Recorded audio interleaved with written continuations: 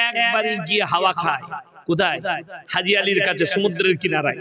তো আমি বসে থাকি, ওখানে পায়েস পাওয়া যায়, ফলের পায়েস, মারাত্মক। তো খাই, বসে বসে মজা কি দেখি জানেন? মাজারের মজা দেখি, গুটকা করা জিলাপি হুজুরদের মজা দেখি। বেরেলভি দামি দামি গাড়ি আসছে, BMW, মার্সিডিজ, অডি। এসে তারা যখন গাড়ি থেকে নামছে, কি বললেন, 5,000, 10,000, 20,000 টাকার চাদর নিয়ে যাচ্ছে, দিয়ে বাবার কবরের চাদর দিচ্ছে। যারা কবরে চাদর চড়ায় তারা শুনে যাও, কবরে চাদর দিচ্ছ, বাবাকে ঠান্ডা লাগে না।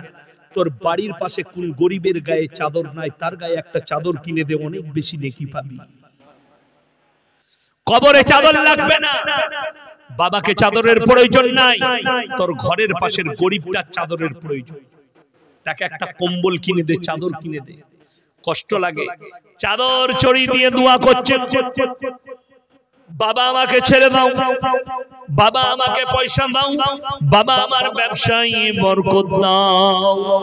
খুব দোয়া করলে দিয়ে যখন মাজার থেকে বেরিয়ে আসছে, দুদিকে রাস্তায় ভিখারি বসে আছে, তখন তারা এদের কাছে চাইছে, আল্লাহকে নাম পে দে দে বাবা, আল্লাহকে নাম পে দে দে বাবা। তো ভেতরে পাওয়া গেলে তোদের কাছে চাইবে কেন? ভেতরে তো ভিখারিকে বাবাকে বললি হচ্ছে, বাবা हमको মালদার বানা দে। তো একদিনে পেয়ে যাবে তো অনেক টাকা। তুই চাইছিস মাজারে যে লোকটা মারা গেছে তার কাছে, আর তোর কাছে চাইছে এই ভিখারি। পার্থক্যটা বুঝলে, বিবেক থাকলে বুঝতে পারবি। বেঁচে থাকলে তার কাছ থেকে আশা করা যেতে পারে যে লরণ চরণ করে, যে কথা বলে, যে মারা যায়, তার কাছ থেকে পাওয়ার আশা করা। শুনেলেন, আল্লাহ ছাড়া অপরকে ভালো মন্দের মালিক মনে করলে এর থেকে বড় শিরক আর শিরকের গুনাহ আমার আল্লাহ ক্ষমা করবেন না, যারা জেনে বুঝে শিরক করবে। আর এই গোটা ভারতবর্ষে, বাংলাদেশ, পাকিস্তান আর ভারতবর্ষে শিরকের যে পরিচালনা করেছেন, শিরকের যে উৎপত্তি করেছে, সে হচ্ছে আহমদ রাজা খান বেরেলভি। তার কিতাবগুলো 1000 বই লিখেছে আহমদ রাজা বেরেলভি। 1000 বইয়ের মধ্যে একটাও নবীজির সিরাতের উপরে বই লেখেনি। আল্লাহ তাকে সেই কৃপাই দেয় নাই। কেন? যতগুলো বই লিখেছে সব সমাজকে বিভ্রান্ত করে দিয়েছে। একটা মানুষকে হিদায়াতমূলক কথা বলেন। কবর পূজো থেকে কবরে সিন্নি দেওয়া, ফাতিহা করা, চাদর চড়ানো, সিজদা করা, সব শেষ করে দিয়েছে সমাজ। আর আমি বলে যাচ্ছি আপনাদেরকে, নিয়ত করেলেন আমরা শিরক থেকে বাঁচবো। জোরে বলুন ইনশাআল্লাহ। যুবকদিকে বলছি, তোমরা অ্যাক্টিভ হও। এই ধরনের গুটকাখোর জিলাপি হুজুরদের কাছ থেকে সমাজকে দূরে রাখুন, যারা দিন থেকে মানুষকে মেহরুম করে দেয়, নামাজ থেকে, আল্লাহর পথ থেকে। আর যারা কবরের উপরে আর একমাত্র চাদরের উপরে ভরসা করে জান্নাতে যাওয়া, কখনো নয়। আপনার কাছে বিপদ এসে আল্লাহ কোরআনে কি বলছে শুনেলেন, ওয়ালা নাবলুয়ান্নাকুম বিশাইইম মিনাল খাউফ ওয়াল জুই ওয়া নাকসিম মিনাল আমওয়াল ওয়াল আনফুসি ওয়াস সামারাত ওয়া বাশশিরিস সাবিরিন। হে আমার বিশ্ব নবী বলো, পৃথিবীর মানুষকে বলে দাও, আমি আল্লাহ রাব্বুল আলামিন আমার বান্দাদের কাছে কখনো আমি জানের ক্ষতি করি, কখনো মালের, কখনো তাদের ব্যবসা, কখনো খেতিবাড়ি। আমি আল্লাহ পরীক্ষা করি। ওয়া বাশশিরিস সাবিরিন, আমার কোন বান্দা সবর করেছে, ধৈর্য ধারণ করেছে। সবাই সবর করব, জোরে বলুন ইনশাআল্লাহ। আল্লাহ বিপদ, বাপ মারা গেছে, আল্লাহ সবরে জামিল দান করো। মা মারা গেছে, আল্লাহ সবরে জামিল দান করো। আল্লাহ ব্যবসা খারাপ চলছে, আমাকে সবর দাও, আমার ব্যবসার মঙ্গল করো। আল্লাহ আমার খেতিবাড়ি একটু, আজকে এই বছরে ধান খারাপ হয়েছে, আল্লাহ একটু ধানকে ভালো করে দাও। আল্লাহর কাছে চান। ইয়াসিন। দ্বিতীয় নম্বর, আমাদের দেশের অনেক মায়েরা তারা মাজারে গড়াগড়ি খায়। আপনাদের এখানে লোক মরে গেলে, স্বামী মরে গেলে স্ত্রী কবরস্থানে যায়? যাওয়া যাবে? যাওয়া যাবে না। ওই জিলাপি হুজুর আর গুটকাখোর বেরেলভি দিকে জিজ্ঞেস করুন, ওরাও বলবে যাওয়া যাবে না। কিন্তু বড় কষ্টের বিষয়, মেয়েরা মাজারে গিয়ে গড়াগড়ি খায়, ওরা নিষেধ করে। মেয়েরা মাজারে গড়াগড়ি খায় কিন্তু নিষেধ করবে না। চলুন আপনাদেরকে বলে দিই, স্বামী মরে গেলে স্ত্রী কবরস্থানে যেতে পাবে না, বাপ মরে গেলে বিটি কবরস্থানে যেতে পাবে না। ইয়াসিন মারা গেছে, আমার কবরে তোমার বউ কি করে যাবে? আচ্ছা বলুন, বিবির আমার বিবির কাছে আমার হক বেশি না পীরের হক বেশি? কথা বলে না। স্বামীর হক বেশি। যদি কেউ বলে না আমার বউয়ের কাছে আমার পীরের হক বেশি, তাইলে ঠিক আছে, তাইলে তোর বউ পীরের মাজারে যাবে। কিন্তু যারা ভাববেন আমার বিবির প্রতি আমার হক বেশি, যদি বিবির কবর স্বামীর কবরে স্ত্রী না যেতে পায়, আমার মায়েরা তোমরা যদি শরীয়তে স্বামীর কবরে না যেতে পাও, ইয়াসিন মরে গেলে আমার কবরে তোমরা কি করে যাবে? তোমার বিবেককে জিজ্ঞেস করো। কবরে সিজদা দিয়া চাদর চড়ানো জায়েজ হলে আল্লাহ রাসূলের কবরটা আসমান পর্যন্ত হিরে মতি মুক্ত চাদরে ঢেকে যেত। নবীজির কবরে জায়েজ নেই। পৃথিবীর আর কোন মৌলবি মোল্লা পীর ফকিরের কবরের জন্য জায়েজ হবে না। আমি এই বছরে 15 অক্টোবর হায়দ্রাবাদ গিয়েছিলাম জলসা করতে। তো ফজরের পরে আমার বেলা 9:30টায় ফ্লাইট ছিল, চাপবো। তো আমার গ্রামের অনেক আমার এলাকার ছেলেরা আছে, গ্রামের ছেলেরা আছে, সোনার ব্যবসা করে। আর যারা দাওয়াত দিয়েছিল সব 24 পরগনার বাবুরা, বোরকার কারোবার। জলসা হয়ে গেল, ফজরের সময় বেরিয়ে গেলাম। পিস্তা হাউস বলে চায়ের দোকান আছে, ওই চা গোটা পশ্চিম বাংলায় পাবেন না, ওই চা গোটা পশ্চিম বাংলার কোথাও না। পিস্তা হাউসের চা, আমি তো মনে করি পিস্তা হাউসের চা ভারতবর্ষের এক নয় আমার চোখে। তো পিস্তা হাউসের পেছনেই একটা মসজিদ আছে পুরো কাঁচের, আমি ওখানে ফজর পড়লাম। ফজর পরে পিস্তা হাউসে চা খেলাম, দিয়ে বেরিয়ে গেলাম। তো এক জায়গায় পাহাড়ি অঞ্চলে ঘুরতে গেলাম। তো আমার বন্ধুরা ছিল, তারা বললে হুজুর একটা প্রশ্ন ছিল, মনে করো। বললে এখানে লোক মারা গেলে কবরে ফুল দেয়, ফুলের চাদর। আমি কেন দেয়? বলে তারা বলে, কারা? বেরেলবিরা বলে, সুন্নি মৌলবিরা, ফুলটা যতদিন বেঁচে থাকবে কবরের আযাব ততদিন হবে না। আমি বলি ভালো জিনিস, ফুলটা মরার গিয়ে আর একটা মাল এনে চাপাবি, এরকম করে চালিয়ে গেলে তো আর কবরে আযাব কোনোদিন হবে না। এ হচ্ছে গুটকা খদ্দের ফতোয়া, কোরআন হাদিসের ফতোয়া নয়। কোরআন হাদিসের ফতোয়া, আল্লাহ কবরে যাওয়ার পরে মুনকার নাকির ফেরেশতা সওয়াল জবাব করবে, ইয়াসিনেরও হবে, পীরেরও হবে, আর মুরিদেরও হবে। রিহাই কিন্তু কারুর না। কোরআন শুনেলেন, যারা পীরের দোহাই দিচ্ছে এই ধোঁকাবাজকে বলো, সূরা আরাফ প্রথম পৃষ্ঠা, ফালানাস আলান্নাল্লাযীনা উরসিলা ইলাইহিম ওয়ালানাস আলান্নাল মুরসালিন। ওরে গুটকাখোর, ওরে জিলাপি হুজুর, তোর পীর তো দূরের কথা, আল্লাহ কোরআনে বললেন আমি নবী পয়গম্বর আর রাসূলকে উঠার করাবো কিয়ামতের দিনে, আর তাদের উম্মতকে উঠার করিয়ে সওয়াল করবে না। তো যদি নবী রাসূল দিকে আল্লাহ দাঁড় করায়, তাইলে এই জিলাপি হুজুর পীরগুলো, ভণ্ড পীরগুলো কি করে রেহাই পাবে? এরা কোথা থেকে জায়গা পাবে? বড় কষ্ট লাগে। ইয়াসিন খালি কিয়ামে দাঁড়ায়নি তো কতগুলো হুজুর গালি দিচ্ছে দেখেন ফেসবুকে। কেউ বলছে লাত মেরে ফেলে দিতাম, কেউ বলছে কাফের হয়ে গেছে। ফতোয়া দিচ্ছে, ফতোয়া দাও। সমাজের লোক তোমাদের মুখের ভাষা জেনে গেছে, সমাজের কওমের লোক দেখতে পাচ্ছে, বাংলা, বাংলাদেশ, ভারত, পাকিস্তানের লোক, যে তোমরা না হক পথে আছো।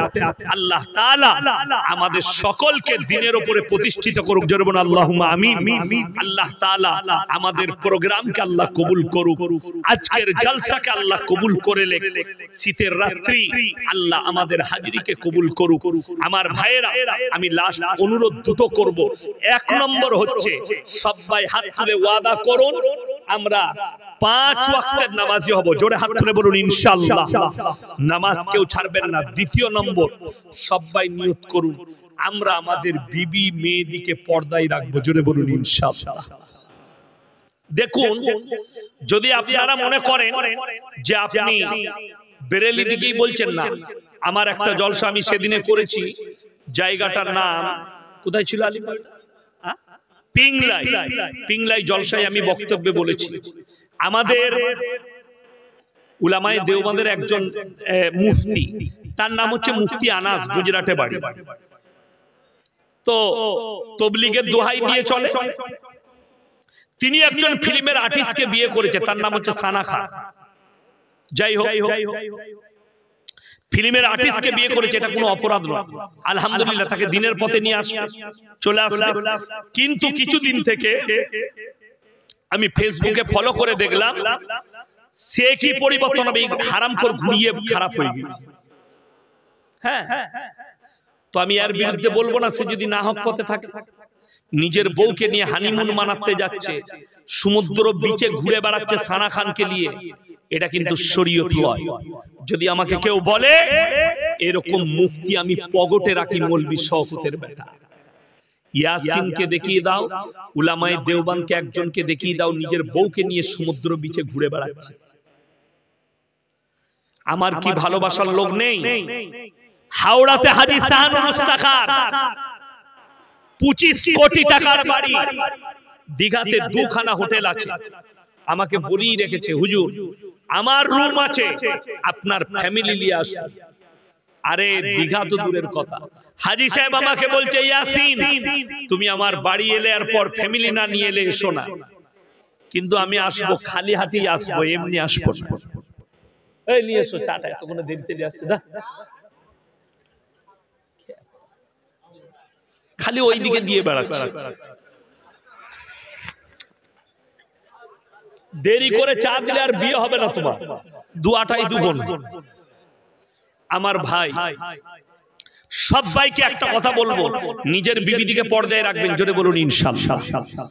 এই লাস্ট কথাটা যেটা বলবো, এটা মারাত্মক কথা, দিয়ে দোয়া করব। দারুণ চা করেছে। বলি, আমরা দুজন বন্ধু চায়ের দোকানে বসে আছি। এই শুনবেন এই কথাটা ভালো করে।